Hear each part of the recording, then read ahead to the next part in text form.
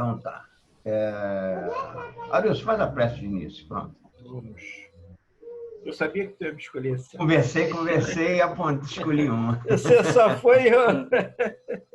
Mas vamos lá. Vamos lá. Obrigado, Jesus. Obrigado, mestre querido e amado, por mais uma vez estarmos aqui reunidos diante do teu santo e amado nome. Abençoa, Senhor, a nossa reunião da noite de hoje, que possamos contar com a presença desses abnegados trabalhadores da espiritualidade que aqui já se fazem presentes junto de nós.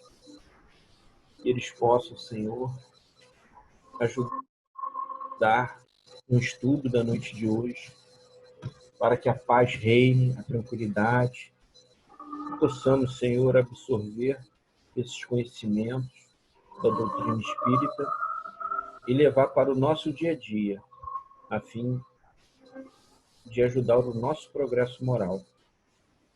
E assim, mestre, que possamos contar também com aqueles irmãos da espiritualidade que precisam desse auxílio do estudo, estão também no caminho do progresso e vêm conosco aqui participar dessa reunião de luz, de amor e de caridade. E assim, com a vossa permissão, com a permissão de nosso Pai, nós damos por iniciada a nossa reunião de estudo da noite de hoje. Graças a Deus. Graças a Deus. Isso chegou aqui para o final, tá? Já está a postos. Já está quase no final? Não. O que é dele está guardado, só que é lá para o final. No final, tá? Deixa eu ver se eu... O Pietro já sentou no colo, vai tentando, já está acabando.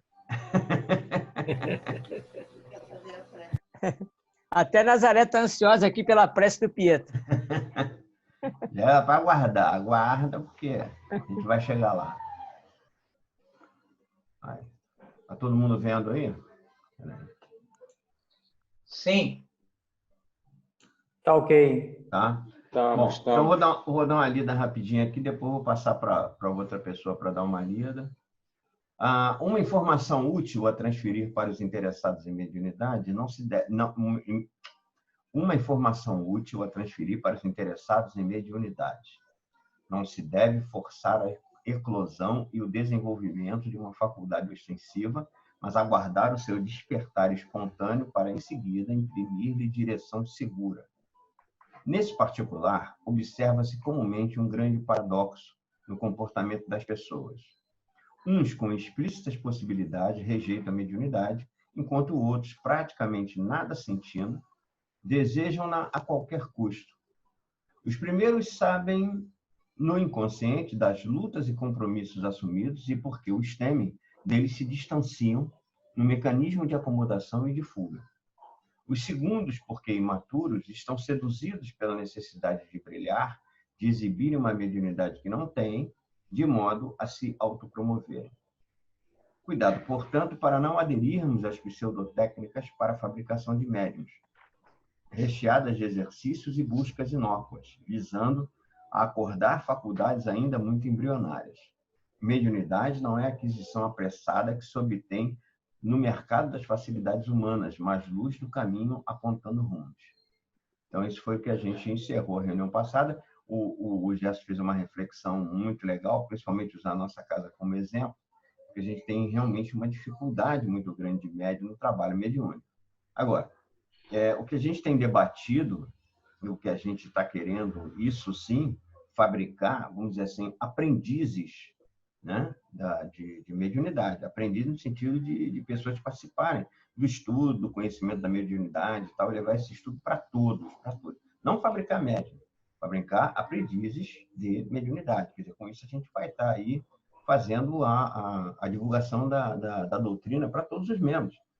E aqueles lá que tiverem alguma, que se apresentarem e tal, que quiserem também, aí é outra história. Agora, o que a gente entende que a pessoa participando desses estudos, ela tem uma chance muito maior de, por exemplo, se o problema dela for medo, for receio e tal, que que ela possa se sair bem no trabalho, com estudo, a gente acredita que essas dúvidas vão se dirimir.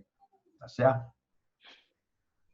Então, se ninguém quer fazer nenhum comentário, vou partir aqui. Uma coisinha que me atentou aqui, que eu me lembro assim, quando eu era adolescente, eu estou comparando assim, umas pessoas querem e não podem, outras têm, mas não querem, né? Então, é aquilo assim, eu nasci com o cabelo liso. Aí eu achava assim, quando eu era, puxa, que eu tivesse um cabelo encaracolado, eu queria ser assim. Não adianta a gente tentar isso assim. Você pode artificialmente fazer uma mudança, mas na mediunidade, você não pode adquirir uma faculdade que você não tem, tentar desenvolver uma coisa que não está na sua programação, né? É pura inocência, pessoal. Eu queria ser o médium, eu queria ter a visão, eu queria ter isso, né? Então, eu achei só interessante esse comentário, enquanto outros que têm, né? Aí já o outro colega dizendo, não, eu tenho cabelo encaracolado, queria ter liso. Não é por aí, né? A gente sabe que, no caso, quem tem a mediunidade, mesmo que ele não exerça, ela vai estar ali, né? Uma faculdade pronta para uso, é uma coisa para o desenvolvimento dele. Se ele veio com aquele cabelo daquele jeito, é por causa daquilo, né? Desse jeito, que aquilo era necessário ao aprendizado dele. Então, a gente não pode adquirir, né, de uma hora para outra, como ele falou aqui, não pode ser adquirido no mercado das facilidades humanas. É só uma coisa. Não, perfeito. Exatamente isso. Essa é a reflexão. Por isso é que a ideia mais uma vez, batendo na mesma tecla, porque tem que bater, a ideia do estudo, a participação do estudo, com a finalidade de conhecimento, é justamente que te faz essas coisas. Às vezes o cara, eu quero ter uma mediunidade, coisa e tal, porque vai ser legal, vai ser não sei o quê. Mas a pessoa estudando, ela começa a entender que a coisa é muito mais complexa. Não é uma coisa para ser legal, é uma coisa para ser útil. Né? É uma coisa que vem com uma finalidade, com uma programação, uma finalidade de evolução, de crescimento pessoal, de crescimento intelectual até, de crescimento pessoal mesmo, moral e tudo mais. Então, aí ela começa a entender melhor. Porque às vezes a pessoa não sabe, não conhece, acha bonito, por qualquer razão, ela não tem o conhecimento. Então, o estudo vai trazer isso. Eu acho que é isso que a gente quer na nossa casa, eu digo, sem medo nenhum. Tenho certeza absoluta que não tem ninguém querendo fabricar médium lá, a despeito de toda a necessidade que a gente tem. Não tem ninguém querendo fabricar médium, a não ser fabricar estudante, aprendiz da doutrina e de mediunidade em especial, para que isso possa despertar nas pessoas o interesse. Aí seria uma coisa secundária, né? Despertaria ou não. Ô Celso, deixa eu fazer um comentário aí. Fala aí, O que acontece? Tem pessoas também que têm certas mediunidades e às vezes acha que aquilo é coisa de, por exemplo, as pessoas que vão para a igreja, por exemplo, eles acham que às vezes é coisa do diabo, as coisas que acontecem, e às vezes a pessoa tem mediunidade e ela não consegue ir pelo caminho certo, né? Elas acabam indo para a igreja, aí tem todo aquele processo de expulsar demônios, porque para eles são demônios, e para a gente sabe que são irmãos nossos que já viveram aqui com a gente e agora estão do outro lado, entendeu? Então, às vezes acontece também isso, né? De muita gente ir para outras religiões e às vezes a pessoa é médium, né? Aí eu só tenho que fazer uma ressalva em relação à tua colocação. Eu acho até que está legal, mas eu só diria o seguinte, que, na verdade, a mediunidade, como ela é inerente ao homem, ela vai caber em qualquer segmento. Em princípio, ela vai caber em qualquer segmento. Eu acho o seguinte, pelo que eu pude entender, pelo que eu pude perceber, o meio espírita é o meio mais propício para que se exerça essa mediunidade com consciência, né? com sabedoria, sabedoria não, mas enfim, mas com conhecimento, sabendo o que está fazendo e tal, sem saber achismo. O que está acontecendo, né? Eu acho o melhor meio. Agora, isso também é muito relativo, porque apesar da mediunidade ser uma coisa amoral, quer dizer, exatamente, porque ela é neutra, né? Ela é neutra. Você vai usar ela do jeito que você quiser, porque ela é neutra. mas é uma faculdade inerente ao homem. Então, a gente não pode dizer o seguinte, fulano é médium, vem para o espiritismo. Ciclano é médium, vem para o espiritismo. Não, ele vai ser médium em qualquer segmento. Até em segmento nenhum. Não, tem segmento nenhum. Agora, a questão da utilização, aí vai depender da pessoa. Se a pessoa for médium e achar que é demônio, que aquilo que está se manifestando é demônio e quiser expulsar, é o que vai acontecer. Porque, de repente, aquele é o momento daquele médium, está vivenciando aquele segmento. É aquele momento. É naquilo que ele acredita. Então, não adianta a gente forçar. Por mais que a gente tente enfiar, de repente, algum conhecimento do espiritismo, ele não vai aceitar. Porque ele não acredita naquilo, não vê a coisa daquela forma. É verdade. Exatamente. Então, é o momento dele. Aquele é o momento dele. O momento dele ali. Então, é outra coisa também. Tem que respeitar, né? Tem que respeitar. Tem que respeitar. Porque deve existir, no caso, até pastores mesmo que são médios, mas usam a mediunidade de outra forma, não da maneira que é utilizada no centro espírita. Com certeza. Entendeu? Aliás, tem de certa forma, eles estão sendo úteis. Tem uma história que já contaram, já até narraram essa história aqui numa reunião dessa. Eu vou até falar e o pessoal da casa vai lembrar. O Sebastião contava uma história que ele estava fazendo uma missa. E eu acho que até eu mesmo já contei isso aqui. Mas não é demais, né, relembrar. Ele estava numa missa e tal, e ele estava com uma dor no ombro, no braço, ele tinha deslocado algum movimento que ele fez, ele estava com uma dor danada, não sei o quê. Aí começou o padre, né, falando da homilia, não sei o quê, parece que era um franciscano, padre franciscano e tal, estava ali conversando com todo mundo, né, na homilia, veio chegando perto do pessoal, cumprimentando. Não, ele veio chegando perto do pessoal, fazendo um comentário e tal.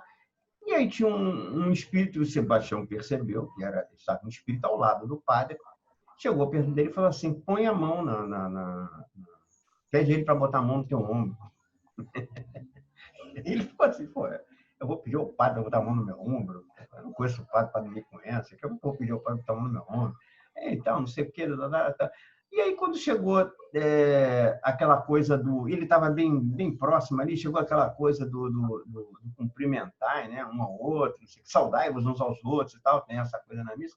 O padre veio apertando a mão num monte de gente e apertou a mão dele. Não que apertou a mão dele, botou a mão no ombro dele. É um gesto também que a gente faz, põe a mão no ombro do cara e aperta a mão dele. Você vê como é que são as coisas. E o Sebastião melhorou até da dor no ombro. Automaticamente, ele fez na automática. Nem sei se foi automaticamente, mas ele melhorou até da dor do ombro e tal. Ele sentiu que houve uma influência do padre, magnética do padre e tal. Então, você vê, era um espírito que estava ao lado do padre, auxiliando a ele naquela coisa da missa, da homilia, coisa e tal. Porque essas coisas, essas oportunidades, a oportunidade da mediunidade, ela tem que existir em todos os cantos. Então, senão os homens seriam diferentes. Quer dizer, aí só teria direito à evolução, ao crescimento e tal, aquele que estivesse no espiritismo? Não. Pode ser que a gente venha amanhã, mais tarde, numa outra vida, se tiver essa diversidade. Padre ou freira, Pode vir padre, pode vir freira e tal, e levar justamente essas ideias, sem nem perceber, mas já levar essas ideias assim, como mais atuais, 10 né? minutos. Eu assisti algumas missas, missa de finados, essas missas, né, de sétimo dia, não sei o que e tal, de muito padre falando de uma forma, esse cara é espírita, ele está aí de zoação, esse padre, ele botou batina ali de gozação, porque ele está falando exatamente a minha língua, sabe? Ele estava falando as coisas assim que eu, como espírita, falaria sem dizer, sem citar que os espíritos... O princípio. Eles acabam se utilizando também do mecanismo ali, um meio de... Porque a verdade é uma coisa que serve para todo mundo. Estou me lembrando aqui por alto, não sei se foi nas obras de André Luiz, que eu li alguma coisa sobre lá na espiritualidade, aí não sei se foi André Luiz, que tinha lá na espiritualidade padre, né, agindo, consciente que ele era um padre, né, o espírito lá, mas atuando no meio, né, ajudando os outros espíritos, mas ele era um padre, exercendo essa função lá do outro lado, mas consciente, né? Não sei se foi as obras de André Luiz que eu vi. No livro, esse livro A Vida Continua, no livro, pelo menos, no filme eu não lembro não, mas no livro tem Eu acho que é esse mesmo. a moça, né, da história, ela é uma católica, não sei o que e tal, e aí aconselha ela a ir numa missa, assistir uma missa na igreja. Ah, não, eu vou e tal. O outro personagem lá, que eu não lembro mais o nome dele, foi junto com ela e tal, mas ela achou estranha a igreja, a colocação do padre e tal, que já era um pouco mais diferente, falando algumas coisas que a igreja católica não chega a tocar, quer dizer, um pouco mais além. Mas ainda assim um pouco mais além, quer dizer, bastante devagar e tal, para entrar para que a pessoa se acostume, né? Mas ainda era um direcionamento, era um padre, ele estava se apresentando como um padre ali e tal, quer dizer, onde ela teve mais confiança, porque a coisa tinha que chegar gradativamente para ela e tal, não podia ser uma coisa assim de uma vez. Mas você vê, é a sabedoria divina. A verdade é uma só e é para todo mundo, não é privilégio de ninguém. Certo? Verdade. Então, quem vai ser o primeiro a ler aqui? Eu vou colocar aqui, compartilhar. Eu nem imagino. Então, lê você. Pronto, já que você não imagina. Não, cadê o Mauro? Tem não? Não, lê você. Exercício. Vai lá, Leandro, com a palavra. Porque, vamos ver se eu consegui enxergar bem aqui. Estou no Enxerga celular, bem, que a coisa... A letra está grande, a letra está grande. Não, eu vou ajeitar aqui para você ver. Depois só tem um negócio na frente aqui. Ah, agora saiu. Vou lá, então. Vai. O primeiro passo para o exercício mediúnico é o aperfeiçoamento, apercebimento dos sinais evidenciadores da faculdade que se podem apresentar multidirecionados e indefinidos, sensibilizando a um só tempo diferentes áreas nervosas do médium. Faz-se necessário, portanto, que o candidato ao exercício mediúnico canalize a faculdade nascente para a característica que se apresentar mais evidente, deixando para o futuro a possibilidade de desenvolver outras, sem alimentar, contudo, a pretensão de utilizar todas, o que pode caracterizar-se como pura vaidade. Não é recomendável ao desenvolvimento apressado em grupos desestruturados ou em reuniões familiares não avalizadas pelos bons espíritos. Esse tempo de improvisação já passou. Convém buscar-se uma instituição espírita bem orientada, onde, de início, o candidato à mediunidade frequentará reuniões doutrinárias e grupos de estudo, incorporando-se gradativamente às tarefas do centro, sobretudo na assistência aos necessitados, além de recorrer aos benefícios do passe. Amainados os conflitos e conquistada a base de conhecimentos indispensáveis ao empreendimento, terá ele condições de decidir se efetivamente aspira ao serviço mediúnico. Sendo legítimo esse desejo, pleiteará a tarefa e aguardará a oportunidade de ser incorporado a um dos grupos mediúnicos da casa, ao qual deve ajustar-se através de uma participação regular e disciplinada. A partir daí, inicia-se a longa caminhada do adestramento, através da qual terá a oportunidade de trabalhar o seu potencial mediúnico e aprender a educar a força nervosa em expansão para filtrar com fluidez as ideias dos espíritos comunicantes, preservando o conteúdo e a emoção das mensagens num tom de voz natural, alijando as... Aí tem sua imagem atrás aqui, que eu não estou conseguindo ler. Alijando as expressões vulgares e inconvenientes. Consegui ler. Meu celular aqui está pequeno. Você quer fazer algum comentário aí? Não, por mim pode passar. Se tiver alguém que queira fazer um comentário. Eu marquei aqui, até em vermelho, como vocês estão vendo aí nessa coisa, só alguns itens. O primeiro é que não é recomendável o desenvolvimento apressado em grupos desestruturados ou em reuniões familiares não avalizadas pelos bons espíritos. Esse tempo de improvisação já passou. Quer dizer, houve um tempo em que a coisa tinha que acontecer, né? na eclosão do espiritismo, tinha que surgir, coisa e tal. Então, essas coisas aconteceram. Mas havia muita improvisação. Era empírica a coisa, né? Exatamente. E Era havia mais muito, empírica. havia E era muita até de forma mais improvisação. escondida também, né? Assim, era uma assim mais escondida, não era uma coisa assim que as pessoas se reuniam. Era uma coisa mais fechada, né? Porque aqui tinha um era. preconceito também, né? Aqui era. Aí outra É, coisa. Fala aí. tinha até um ditado que dizia assim, centro bom é centro longe, né? O pessoal até falava assim. Normalmente era centro de Umbanda, né? Centro bom é É, centro longe. é. Eu queria ressaltar, Celso, Fala aí. que aqui a recomendação, né, de buscar uma instituição, né, recomendada, né, Estruturada. mas também estruturada, mas o microfone fechou aqui. Mas o que acontece? A nossa casa no passado, como eu já dei exemplo aqui, né, ela passou grandes turbulências. Se a gente, quem estava assim no direcionamento, não tivesse o amparo da espiritualidade, também o discernimento, né, para trilhar o caminho correto, tinha dado problema, né? Então, assim, não é só também a pessoa, o médio, né, que está querendo se desenvolver, procurar uma instituição séria. É também a instituição, as pessoas seguirem os caminhos sérios, né? Porque o nosso estudo chegou a um ponto que a gente tinha muitas pessoas, né? O Marco são testemunhas, né? Que a gente tinha reuniões de estudo que a gente estava com cerca de quase 30 pessoas, né? Estudando, tinha um estudo e depois passava para o desenvolvimento mediúnico. E a mesa lotada, cheia, né? E, assim, hoje a gente vê, né, que muita coisa, né, acabou não vingando, né? Muitos médios acabaram não dando certo, porque, assim, seguiu um caminho que...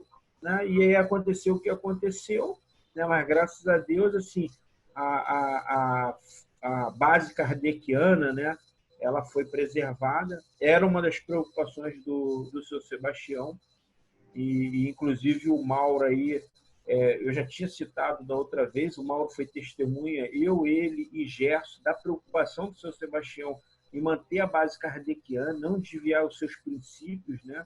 Até na véspera da passagem dele, a gente esteve na casa dele lá, no culto no lar, né? E a gente foi testemunha do que ele falou. O Mauro deve se lembrar muito bem disso. Ele tinha uma preocupação muito grande em ter a coisa correta, né, dentro do grupo, né? A base do estudo, né? Tudo era estudo, né? Tudo, o progresso mediúnico de qualquer de qualquer pessoa, tinha que passar pelo estudo, né? Então, assim, também nós que estamos assim na direção dos trabalhos da casa, a gente também tem que procurar, né? E não querer fazer aquilo, vamos ter quantidade, não, quanto mais médios chegar, aí vê, a quantidade que existiu no passado era para ter, né? A gente tem um corpo mediúnico muito grande na casa, hoje nós não temos, porque... Mas você citou um negócio legal aí, ó. Um minuto. Então, você citou um negócio legal. Nós tínhamos estudo com quase 30 pessoas reunidas. Hoje, se a gente fizer um estudo... Não, o Mauro participava do grupo de estudos com a gente, né, Mauro? Lembra que você fugia lá do trabalho? E o grupo era muito cheio, o grupo de estudo era muito cheio. Pois era justamente isso que eu queria chegar. Eu que venho falando essa última coisa que a gente leu. Olha aqui, ó. Vou até voltar nele aqui. Não. Então, vou voltar nele aqui para ler. Não vai aparecer para vocês, você deve estar me olhando aqui, mas me vendo aqui. Aliás, eu vou ver aqui, ó. De início, o candidato à mediunidade frequenta as reuniões doutrinárias e grupos de estudo, incorporando-se gradativamente às tarefas do centro, sobretudo nas ciências necessitadas, além de recorrer aos benefícios do passe. Amainados de conflitos e conquistada a base de conhecimentos indispensáveis ao empreendimento, terá ele condições de decidir se efetivamente aspira ao serviço mediúnico. Sendo legítimo esse desejo, pleiteará a tarefa e aguardará a oportunidade de ser incorporado em um dos grupos mediúnicos e tal. Quer dizer, foi justamente isso que aconteceu. Tinham cerca de 30 pessoas. A grande maioria não vingou como médium, não entrou para o grupo mediúnico, alguns até saíram do centro. né? Por quê? Foi exatamente essa a seleção natural. É a seleção natural. Teve gente até que chegou lá com ideias de desviar exatamente, que era a preocupação de Sebastião, a coisa do princípio kardeciano. A gente até querendo inventar moda, não sei o que e tal. Mas foi justamente o caminho do conhecimento, o caminho do estudo, foi que fez essa seleção. Né? Foi justamente com essa preocupação e todos sobre a bandeira da doutrina, foi que perceberam exatamente para onde alguns estavam querendo levar, né? Não sei o que e tal, e aí a coisa foi acontecendo como seleção natural. Né? Então, quer dizer, foi o caminho normal. O caminho normal é esse. Isso é assim mesmo. Não tem... O estudo, disciplina e comprometimento, né? Se a pessoa não tiver isso em mente, ela vai acabar saindo. Tem que ter aquela disciplina, o comprometimento, estudar sempre. É por aí. Se não for por esse caminho, não vai ser. Não, e foi o que aconteceu depois, porque tiveram vários problemas e tal, mas as próprias pessoas que se afastaram porque quiseram sair. Não, eu vou sair, não sei o quê, porque sentiram que não iam ter ambiente para aquilo que queriam implantar. Que a casa não ia sair dos princípios a que estava destinado. Nós somos uma casa espírita. Eu ia falar sobre uma casa kardecista, o espírito kardecista. É redundância. Para as pessoas entenderem, às vezes tem que falar, né? Porque às vezes a gente tem que desenhar, então você é redundante. A corimba, a gente fala espírita kardecista para as pessoas que não conhecem, mas o certo é espírita mesmo. Existe também aquela questão do progresso, né? O espiritismo ele vem progredindo, né? Só que as pessoas elas acabam desvirtuando e aí falando até que a Kardec está ultrapassado, Jesus está ultrapassado, aí começam a inventar várias coisas, entendeu? E aí sai do caminho daquele princípio kardeciano, né? Aí inventando, aí começam a ter acesso a outras literaturas, né? E havendo esses desvios, né? Como aconteceu na nossa casa, né? Com o programa de jovem, lendo literatura que não tinha nada a ver com o contexto, né? Então, assim, se tu não estiver de olho, controle, aí... Não, baixa isso. A casa... o próprio estudo, o próprio conhecimento faz o controle. Agora, e tudo isso é normal, é natural. Isso vai acontecer sempre. Tem a casa aberta, convive pessoas com várias ideias. Por exemplo, a gente já teve um rapaz lá que era ufólogo, não sei o que e tal, e estava querendo encontrar algumas coisas assim. Foi lá, assistiu algumas reuniões, participou com a gente de algumas coisas e tal, mas saiu, não era exatamente o foco dele. Estava com foco em outra coisa, que algumas coisas tinham ligação e tal. E eu me lembro até que ele era conhecido do Gerson Monteiro, que foi fazer uma palestra lá, e ele, você... não sei o que, eu estava assim, uma reunião sobre ufologia e tal, porque o Gerson também, naturalmente, por curiosidade, estava assistindo. Como eu mesmo já li muito a respeito, eu era assinante da revista Planeta, então li um monte de outras coisas, de leitura esotérica, Bhagavad Gita, li um monte de troços. Quer dizer, a gente lê, a gente vai olhar é bom compreender, entender também. Lógico, que entender, a vida não é só no nosso planeta, tem vida em outros mundos e que a matéria lá também é diferente. Exatamente. Tem mundo que é espiritual, a gente já leu a respeito. E o saber não ocupa lugar, como dizia meu pai. Você busca conhecimento e você vai ter conhecimento. Agora, uma coisa é uma coisa, outra coisa é outra coisa, né? Fala, Marquinhos. Não, é só para complementar o que o Leandro falou ainda há pouco, quer dizer, no bloco passado, que encerrou, é que o A Caminho da Luz, que foi fundado em 1944, todos os fundadores, isso eu vi lá nos registros, né? Todos os fundadores foram fichados na polícia, os 10 dedos. Tinha isso. Na polícia. E tinha uma série de exigências. Não podia ter reunião mediúnica, não podia ter manifestação de espíritos. E a maioria das casas espíritas tem relação de presença, que era uma determinação da polícia. Você tinha que fazer lista de presença para que, quando eles quisessem lá ver quem é que estava frequentando, eles puderem ver quem está frequentando o centro.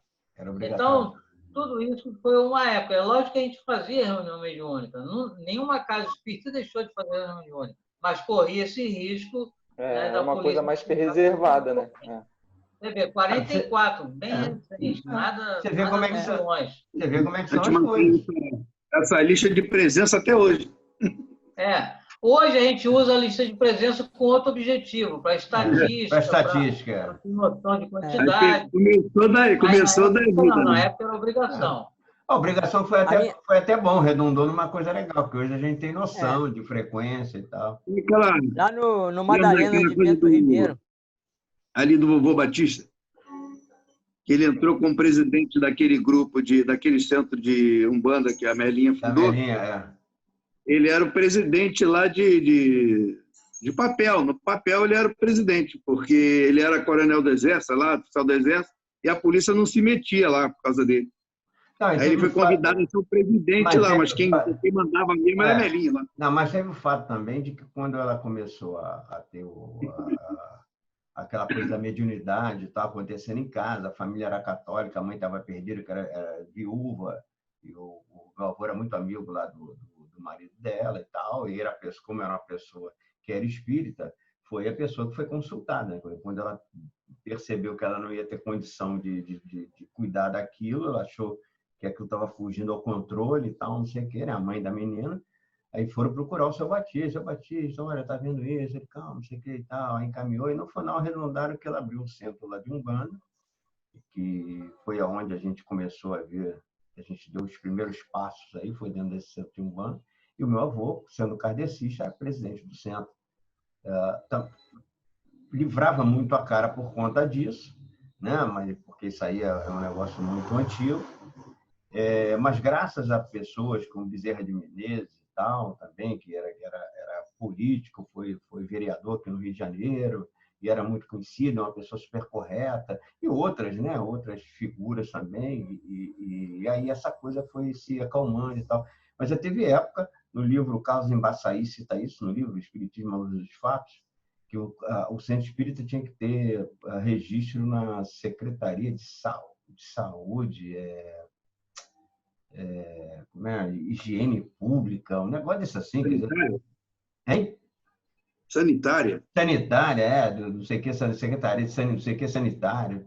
Quer dizer, era um negócio meio complicado. Mas, enfim, as coisas vão mudando, vão acontecendo.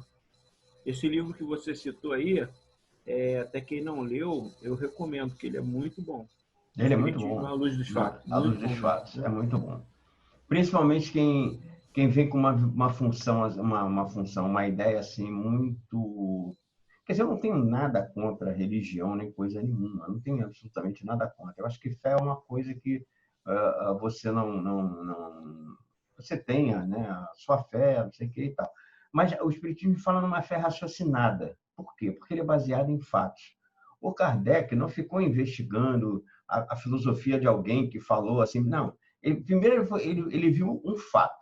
Qual era o fato? Um fato físico. Ele viu um movimento de mesa, ele viu uma coisa que ele pôde perceber que não era obra do acaso. E aí sim, aí ele começou a ver ali as mensagens por trás, e ele percebeu que aquele mesmo movimento de mesa tinha uma inteligência por trás daquilo. A partir dali, ele começou a perceber que todo efeito inteligente tem que ter uma causa inteligente, né?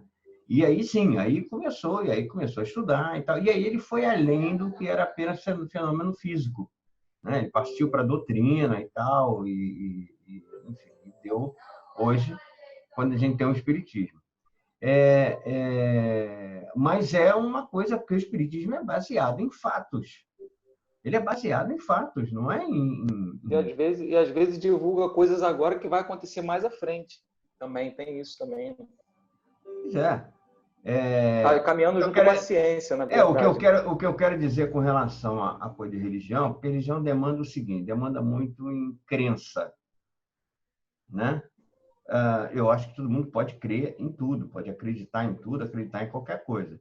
Mas a gente vê o seguinte, todas as vezes que a gente no Espiritismo começa a acreditar em coisas que estão além daquilo que a doutrina proporciona, já começa a haver ou demonstra, né? Aquilo que a doutrina demonstra, já começa a haver uma complicação.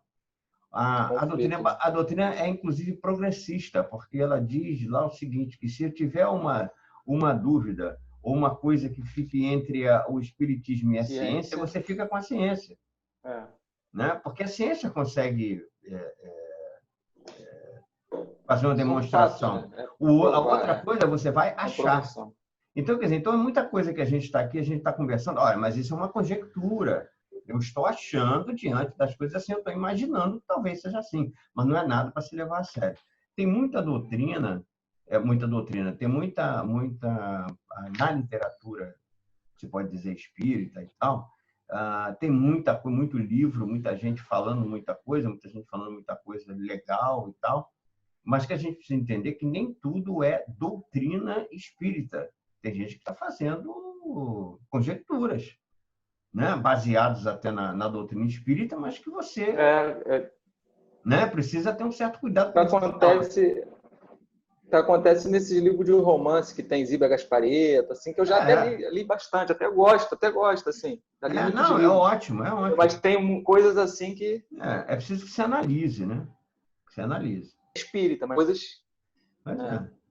Bom, vamos seguir, então? Tem muita fantasia também. Tem livro que é muito fantasioso, é muita fantasia. Eu li um livro que é psicografado, né? Psicografia, não sei de quem lá, nem lembro mais direito. É um livro que eu li, que o camarada morreu agora já encarnou no outro. Aí, automático, saiu de um encarnou no outro. Não que isso não possa acontecer, às vezes até pode. Porque tem aquela encarnação.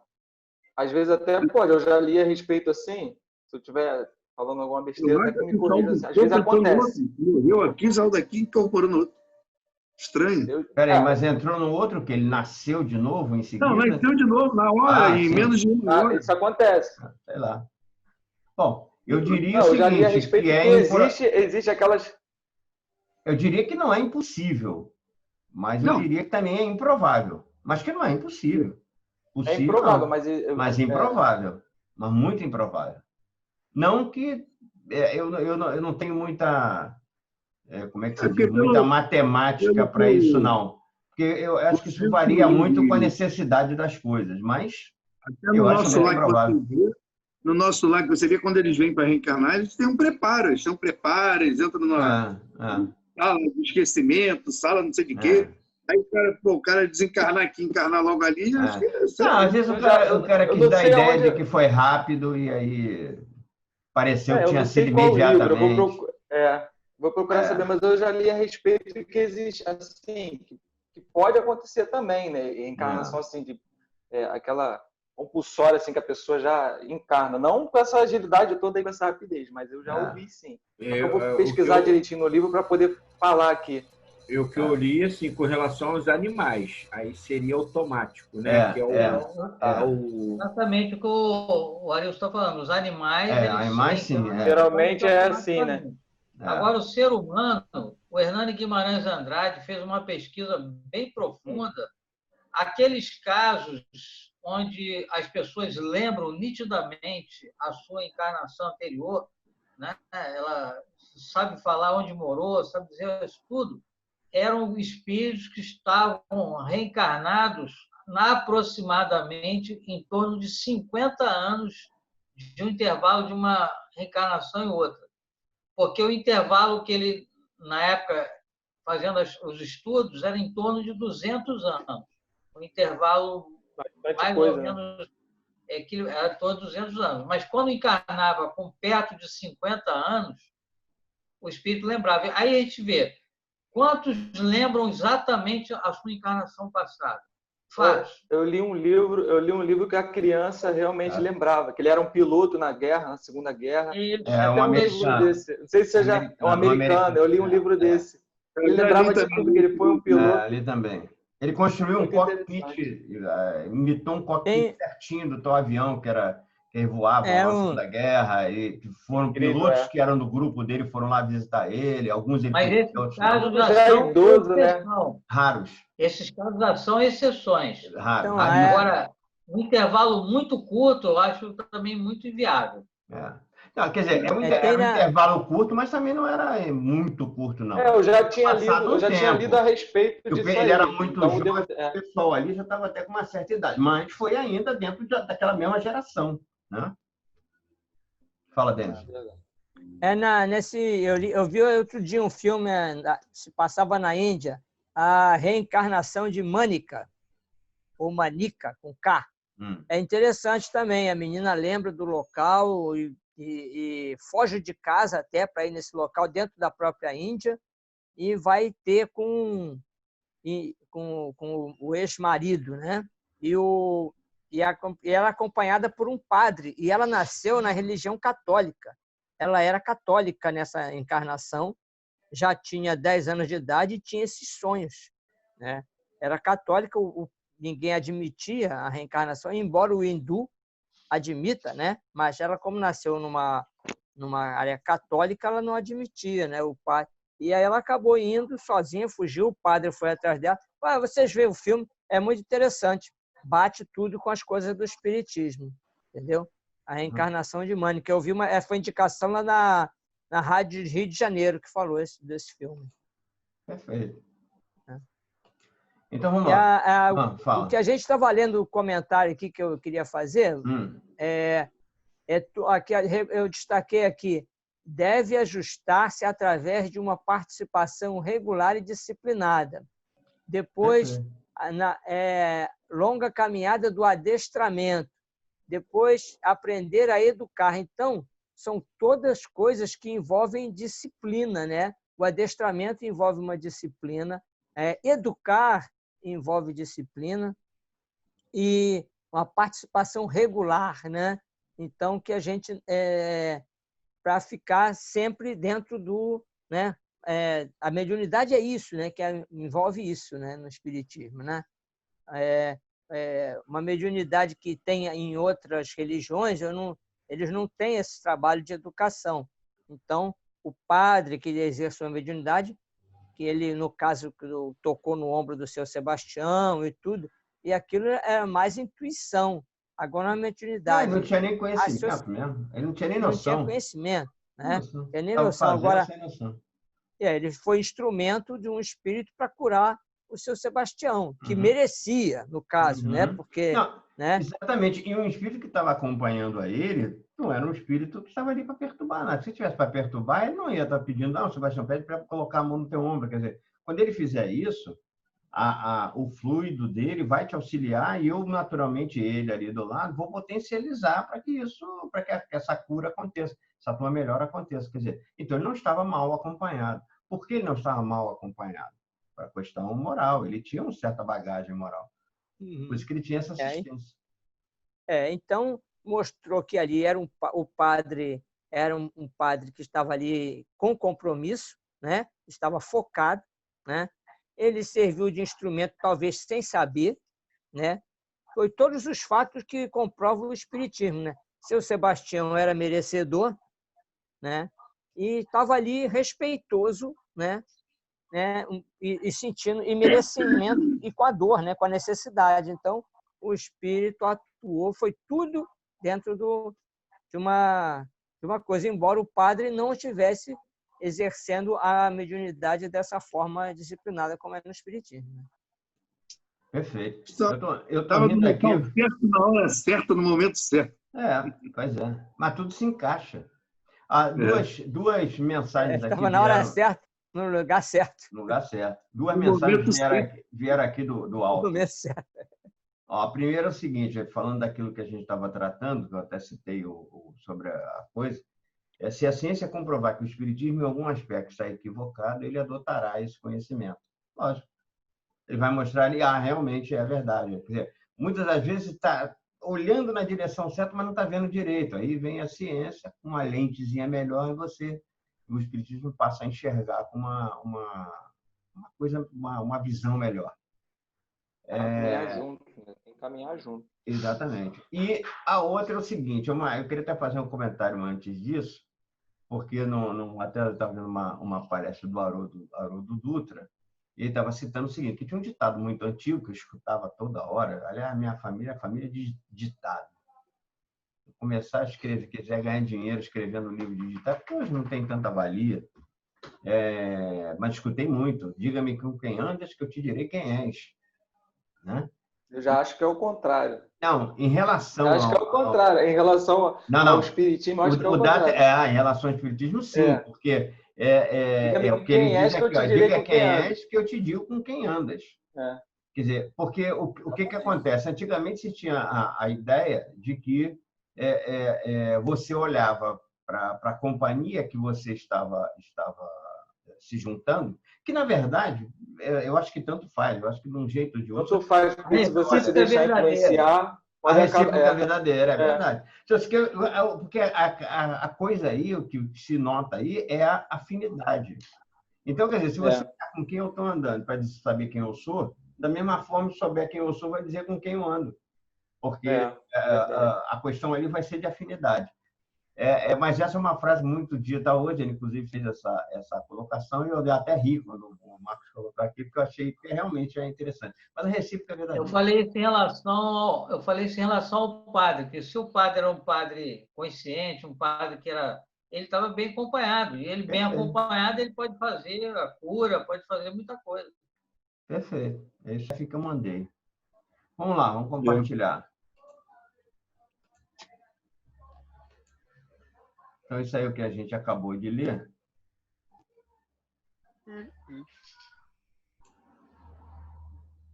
E vamos passar para a seguinte.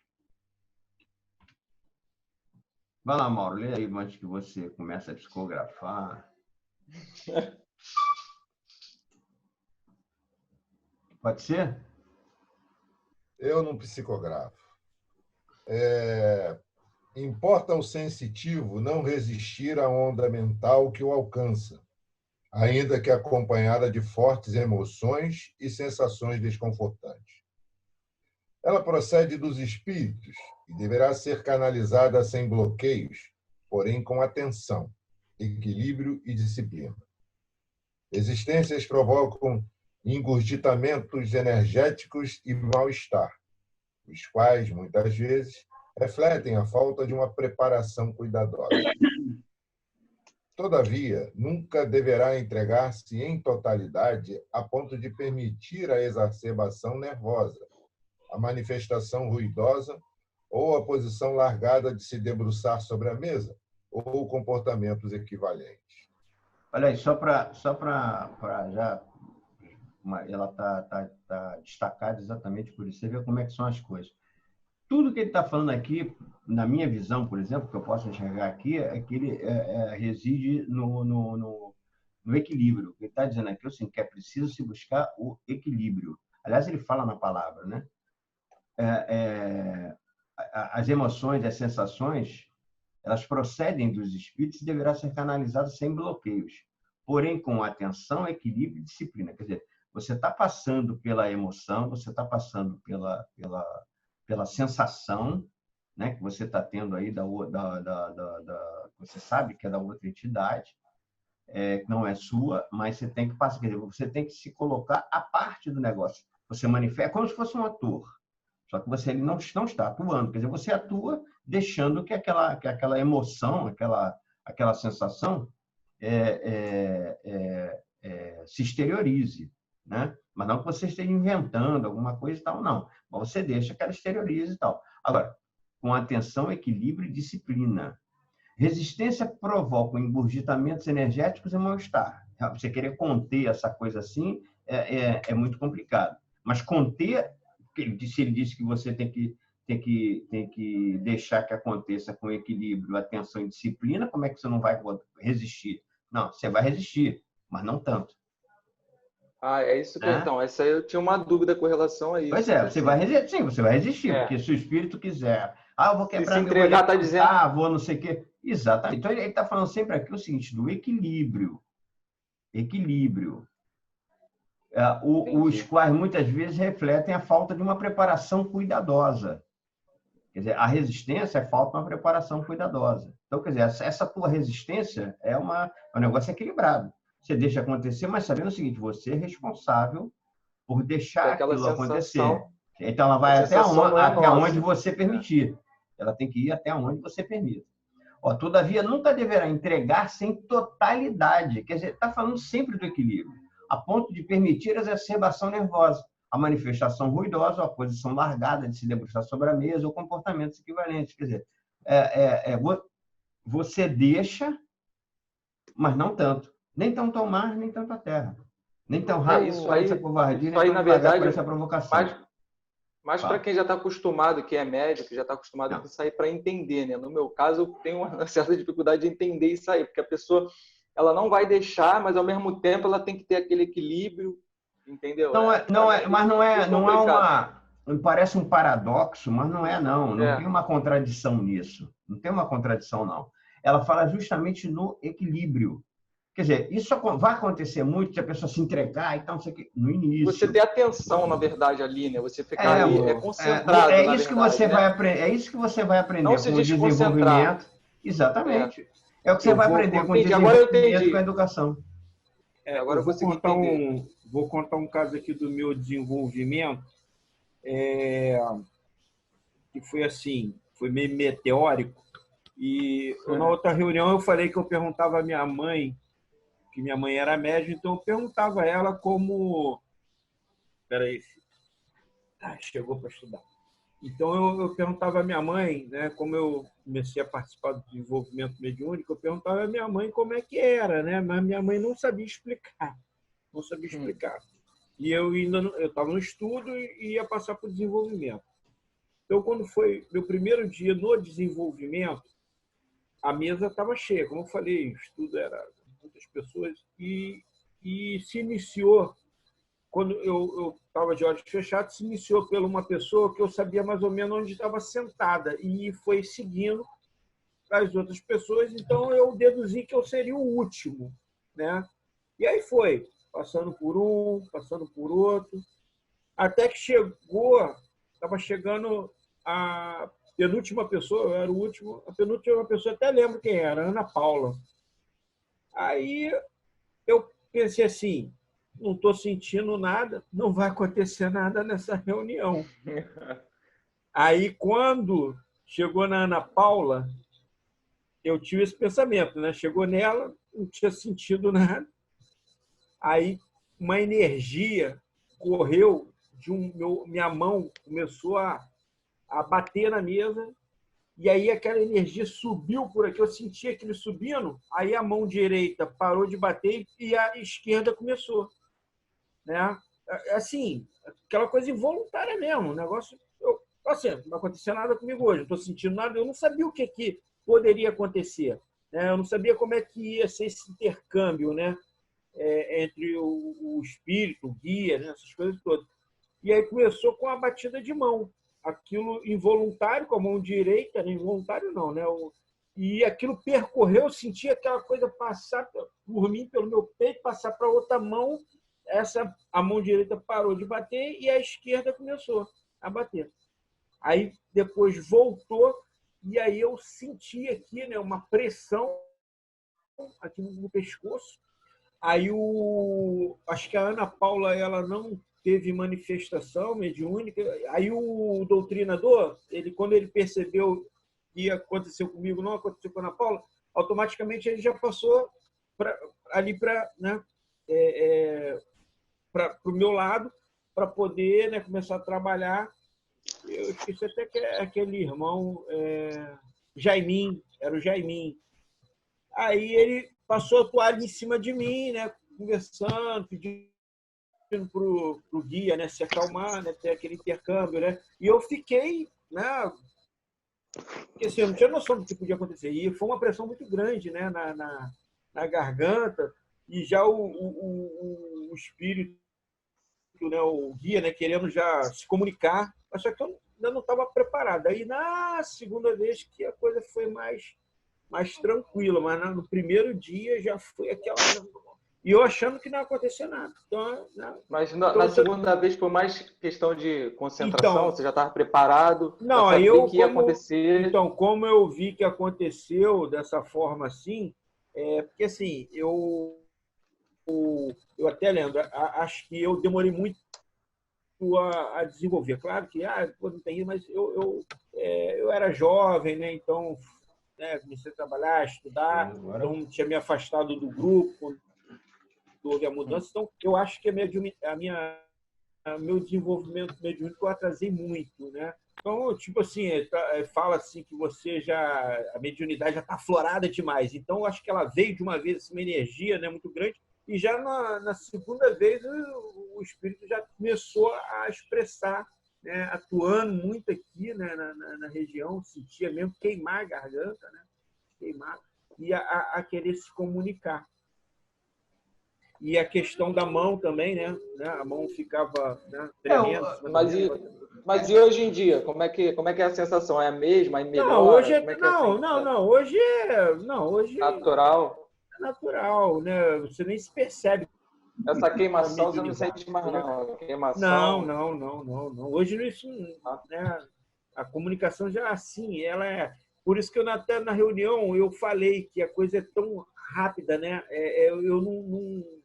Eu não penso na coisa que vem, ela sai já, mas quando há de repente, assim, o espírito falar um palavrão, aquilo já trava, eu não sei como, mas eu não vem na minha mente que vai falar um palavrão, uma coisa muito rápida, né?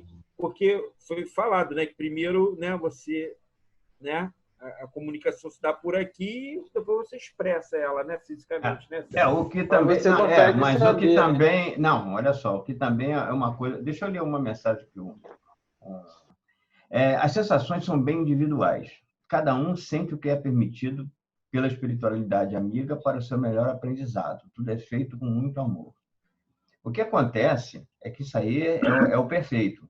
Não dá para quem está, por exemplo, dirigindo, acompanhando, orientando ali uma sessão de desenvolvimento, educação mediúnica, dizer para ele, olha, não, você relaxa que vai acontecer isso com você, aquilo com você. Não.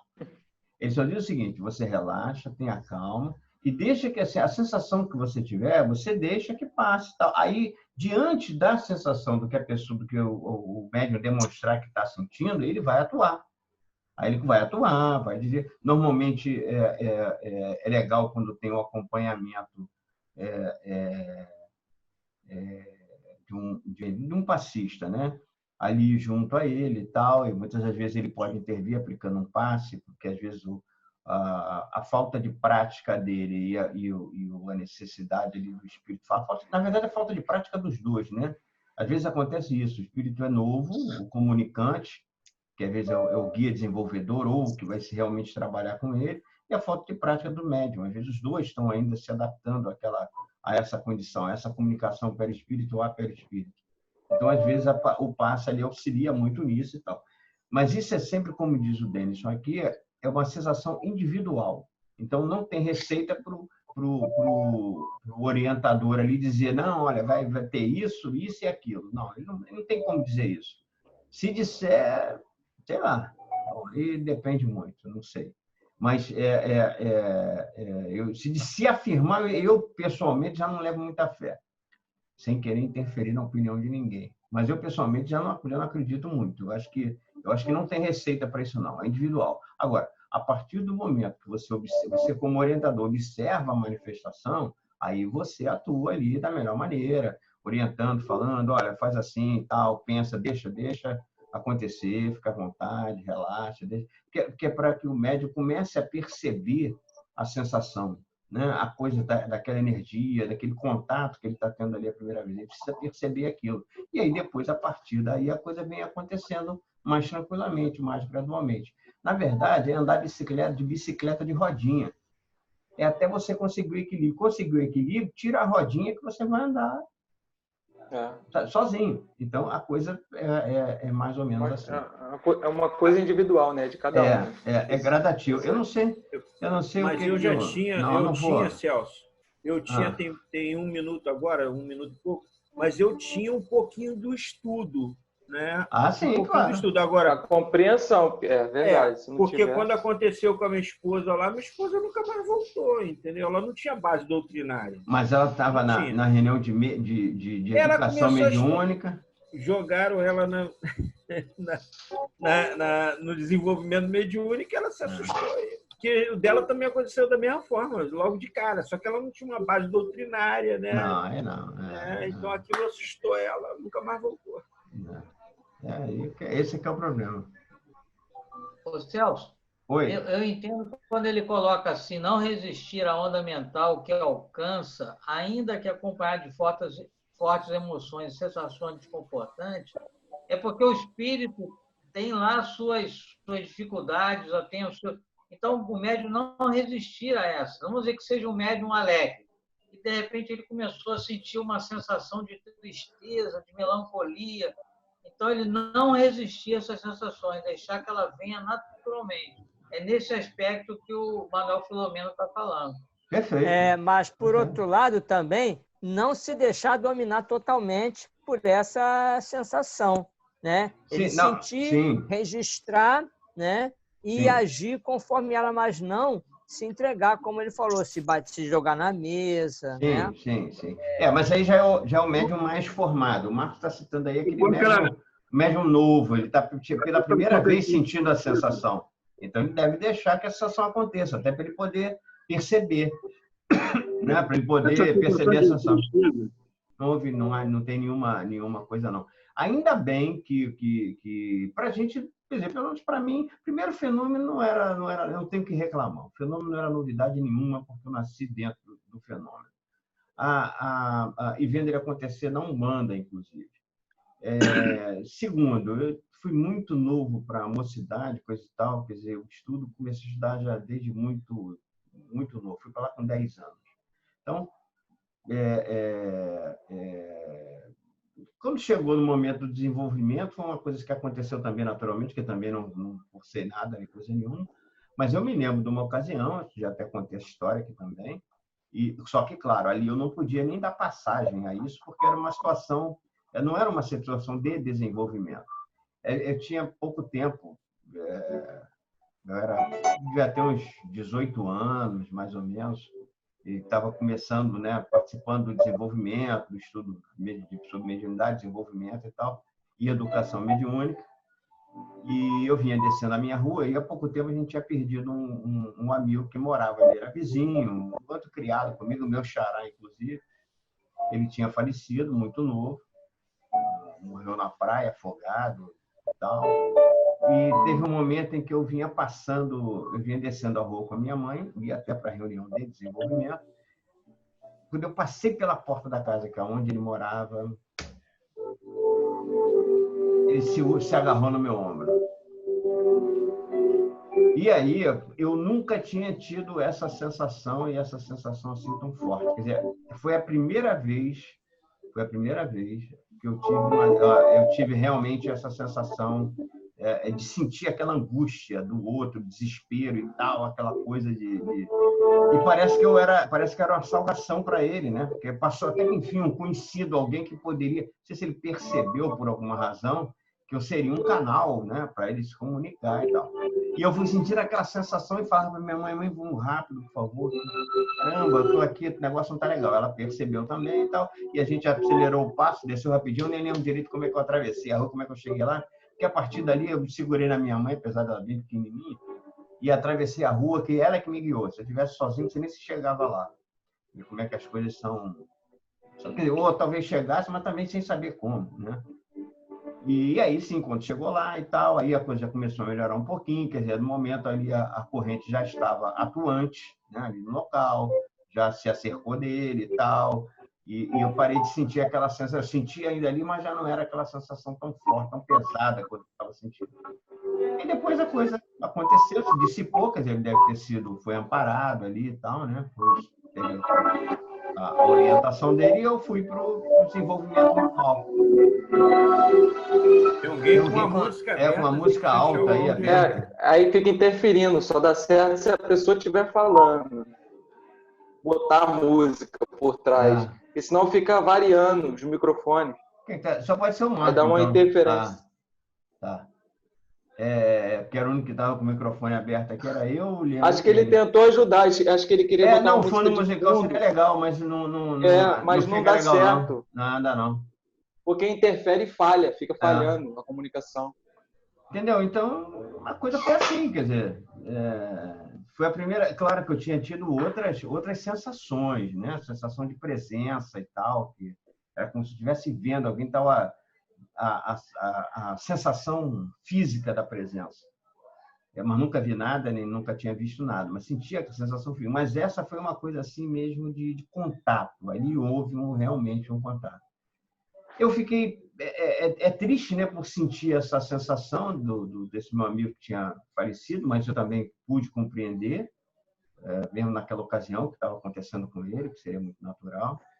Ele fez a passagem também muito novo, e tinha mais ou menos a mesma idade, eu acho que era até mais novo que eu, ele era um pouco mais novo que eu.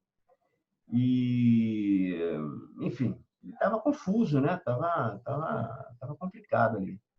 E triste por isso, mas ao mesmo tempo contente, porque eu falei, bom, a partir daí eu já consegui até ajudar ele, ainda bem que eu passei, que se ele se agarrou comigo, me causou um mal-estar realmente, até chegar no coisa, mas foi legal, porque legal que, de certa forma, eu colaborei, era uma pessoa que ele conhecia, se agarrou e tal, e eu tive a sensação nítida de que ele foi socorrido, de que ele foi atendido naquele momento. Então, a partir daí, essa coisa da mediunidade selou para mim esse compromisso, essa coisa de você ajudar.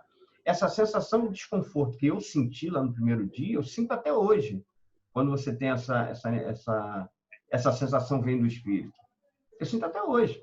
Só que não me causa menos abalo do que causou na ocasião, lá. Hoje não, é um abalo, eu sinto ali, sensação, caramba, aí fico o tempo todo, inclusive com o pensamento, a cabeça do cérebro consegue pensar em diversas coisas ao mesmo tempo. Ao mesmo tempo que eu estou pensando no trabalho aqui, mas estou em oração também por esse irmão, para que essa agonia, né, essa coisa dele seja dissipada, porque é uma sensação ruim. Se eu que não sou, vamos dizer assim, o emissor da sensação, sou só o receptor, estou naquela angústia, você imagina ele que está acontecendo com ele. Então, é muito ruim. Mas digo mais, não existe mais nada, acho que não existe mais nada que dê uma empatia tão grande, que proporcione uma empatia tão grande do que essa coisa da mediunidade, esse contato através da mediunidade. É uma empatia que você sente nitidamente o que o outro está sentindo. Você pode descrever porque é nitidamente o que o outro está sentindo. Aí é que se passa pelo lugar do outro mesmo, né? É que ele sente mesmo. Você é obrigado a se colocar no lugar do outro. Você se vê no lugar do outro. O Marco está com a mãozinha estendida e quer falar alguma coisa? Não, então abaixa a mão. Eu vou botar aqui, foi sem querer, não sei como é que eu fiz. Quer soltar a música. A música estava até legal, mas fica interferindo, fica falhando. Aí um pedaço da música, um pedaço da voz. Interferindo, Olha,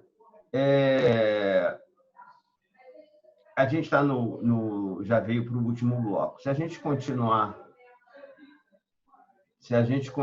realmente com o papo, o negócio está pelo menos estou achando tão bom, ele está tão corrido, que a gente não está nem vendo o tempo passar, e já são 21h32, quer dizer, nós já temos 1h30 aí de bate-papo, né? Aliás, por falar em bate-papo, assim, o Denison vem ressaltando aqui que ele te causou um mal-estar involuntário. É verdade. É verdade. Mas muito comum dentro da mediunidade. Agora, assim, você também aconselha ser médium para ficar sentindo esse mal-estar, não sei o que. A gente está vivendo ainda no mundo de provas e expiações. A gente quer sentir o quê? A gente também, ou causou, pode até vir a causar mal-estar no outro médium. Isso vai depender da gente melhorar essa condição. Vamos melhorar a condição nossa, melhorando a nossa condição, vamos melhorar a condição média do planeta, e aí as comunicações são menos de sensações ruins. Não, vai diminuir essa coisa das sensações ruins e as sensações passam a ser sensações melhores. Mas é verdade. O mal-estar acontece. Mas hoje é um mal-estar, você percebe, você sente o mal-estar e tal, mas é tranquilo, você percebe que é do outro, é que ele não diz para você o que ele está sentindo, ele transmite o que está sentindo. Então, e aquilo chega a ser a sensação física. Só não podemos colocar tudo que é por conta de espírito. Ah, né? não. Porque, não. Né? Não, também não. É falta de equilíbrio também. Sim, do médio, né? Porque lá, citando lá o estudo lá atrás, né? Se tornou no final, aí os médios em desenvolvimento, e depois passou a ter uma reunião de passes. Aí acabou que o sábado, que era um sábado de estudo, passou a virar uma reunião de passe, de trabalho para ajudar as pessoas, esses médicos, né? Que aí tudo, eu tô com isso, tô com aquilo, né? Eu lembro muito bem disso né? E assim, eles não frequentavam as reuniões durante a semana e dia de sábado estudo. Eu cortei essa situação porque eu estudava, né? Passava pelo desenvolvimento, e depois que eu desenvolvi, eu ajudava, né, lá a ter o apoio. Só que depois disso tudo, ainda tinha reunião para dar passe para isso, para aquilo. Aí eu falei assim, poxa, não dá para passar o dia todo. E os médicos que não iam, né, durante a semana, e a gente ainda tinha que fazer o trabalho lá. Aí eu passei a ir embora, dava o horário, eu falei, tem um compromisso, tem isso. Porque tem assim, que ter equilíbrio, a pessoa tem que conhecer para poder evitar certas coisas. Mas aí esses médios que se aproveitavam disso na época não frequentavam o grupo durante a semana e no final de semana, que era para ser um sábado de estudo, desenvolvimento, virava uma reunião de caridade. Desobsessão. Desobsessão, né? Então, assim, sim, tem que evitar. Essa coisa que tem que ter discernimento, né? Evitar, né? Como você evitar manifestações também no dia de passe. É a mesma coisa, irmão, corre e tal, vai para a corrente, e o médium mesmo tem que sentir a situação, tudo bem, ali e tal, falou alguma coisa, mas ele mesmo já encaminha, porque aquilo ali não é o momento, não é a ocasião. Isso.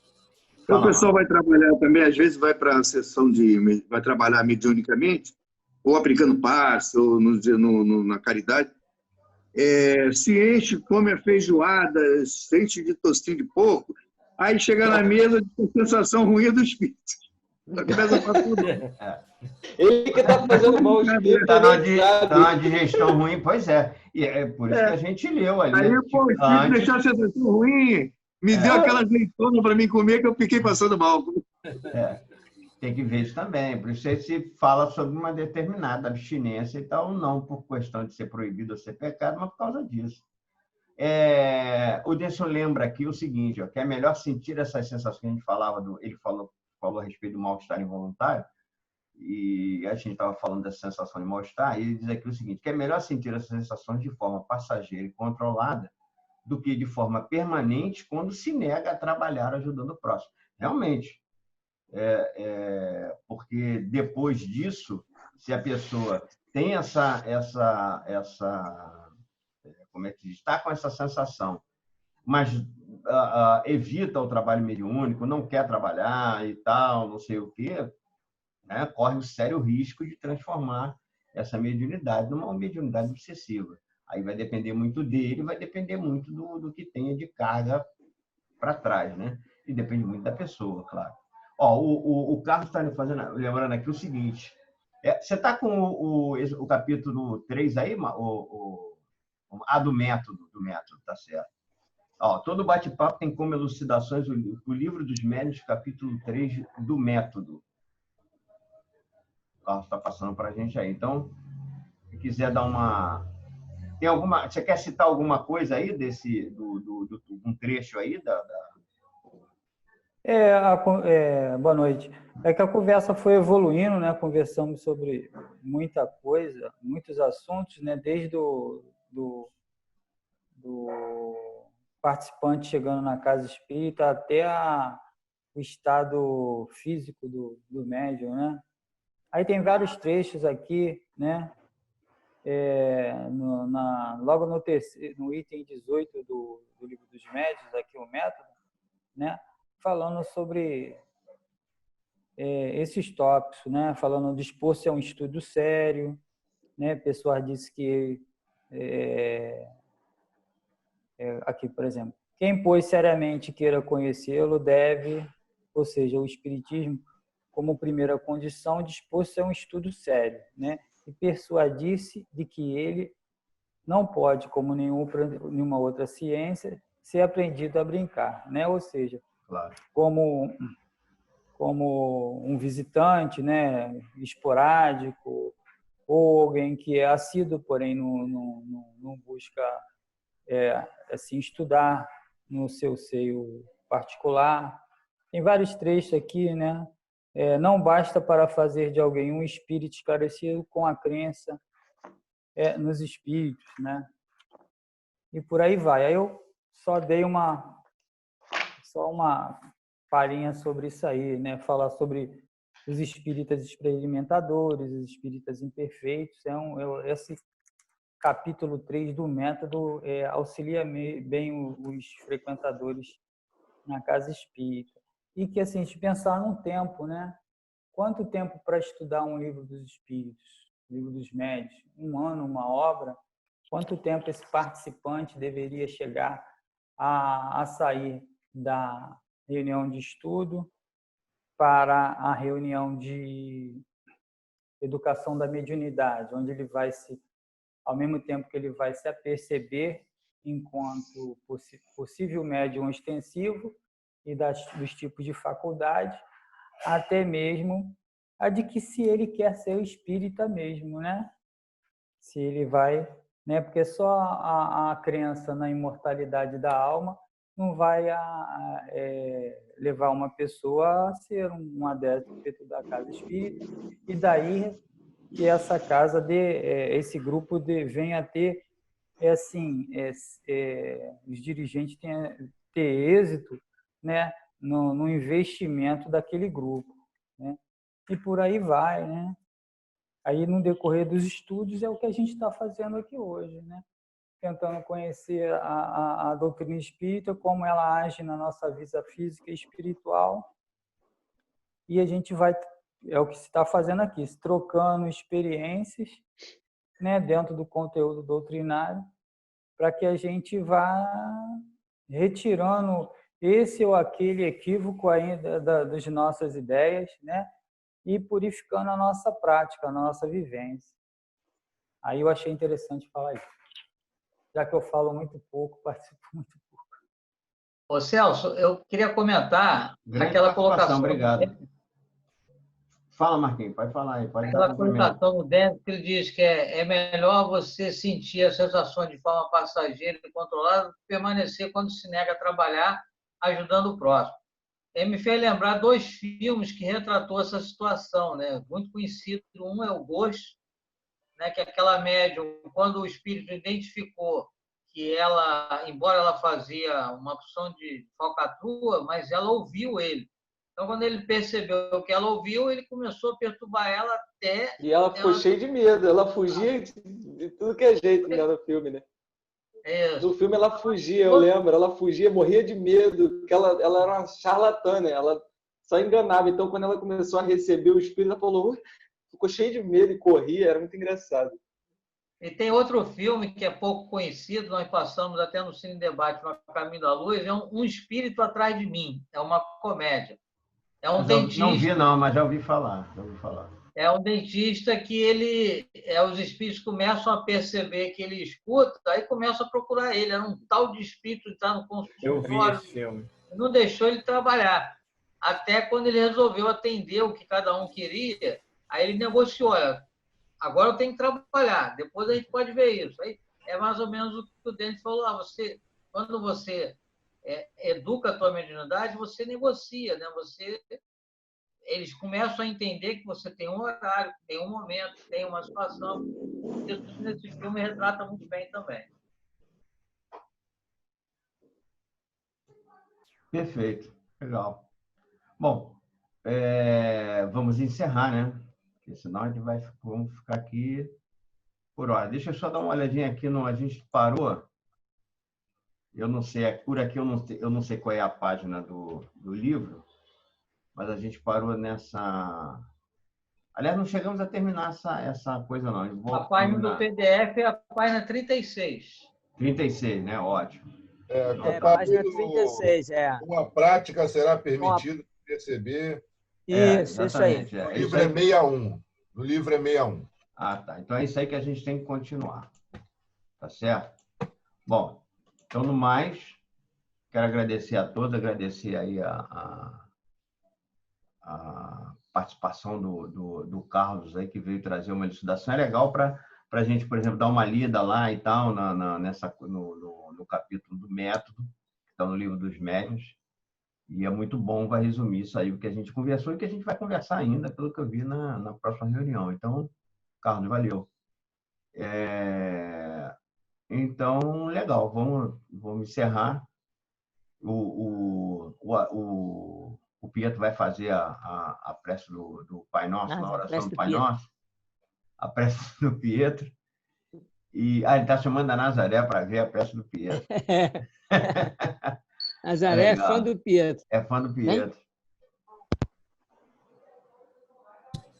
Então, tá. Puro arcebispo do Rio de Janeiro, Dom Pietro. E, Marquinhos, você encerra para a gente aí com a oração? Oi, a minha internet que deu uma pipocada aqui agora. Tá. Pai nosso que está no céu, santificado seja seu nome. Venha a nós o nosso reino, seja feito a nossa vontade, assim na terra como no céu. O pão nosso de cada dia de dai hoje. Perdoai a nossa ofensa, assim como perdoamos a quem te deu perdido. Não deixeis cair em tentações, mas vai do mal. Amém. Então, querido Mestre Jesus, com esta prece realizada do Pai Nosso por esse nosso amigo Pietro, que representa a singeleza, a simplicidade, que nós possamos, Senhor, te rogar o teu amparo para cada um de nós aqui presentes e também para todos os irmãos que estão necessitando, nesse momento, de algum alento, consolo, que essas energias possam ser utilizadas em benefício deles. E que nós, Senhor, possamos sempre buscar as orientações do Espírito da Verdade, onde diz: Espírita, amai-vos, eis o primeiro ensinamento. Instruí-vos, eis o segundo. Então, que possamos nos amar e nos instruir. E é o que estamos fazendo aqui nesse momento, procurando estudar de uma forma harmônica, de uma forma alegre, para que nós possamos ampliar o nosso conhecimento. Que Deus possa abençoar a cada um de nós e possamos estar aqui na próxima reunião, dando continuidade a esse estudo.